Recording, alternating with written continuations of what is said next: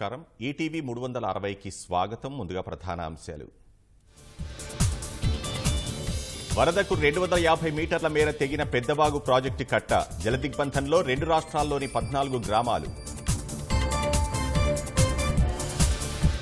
గోదావరి జిల్లాల్ని వణికిస్తున్న కుండపోత వర్షాలు. అప్రమత్తంగా ఉండాలని ఏలూరు కలెక్టర్, ఎస్పీకి సీఎం ఆదేశం.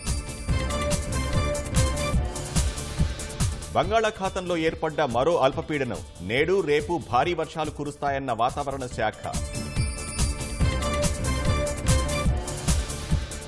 వైకాపా ఇసుక దోపిడీతో గోదాట్లో కలుస్తున్న లంకలు. ఇప్పటికే 100 ఎకరాలు కోత.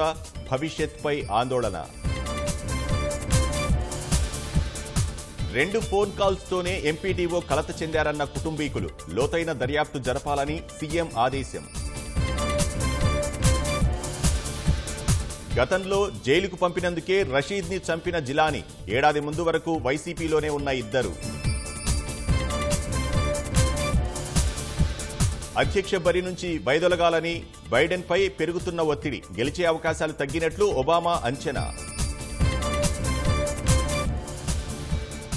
శ్రీలంకతో టీ20 వన్డే సిరీస్లకు భారత జట్టు ప్రకటన.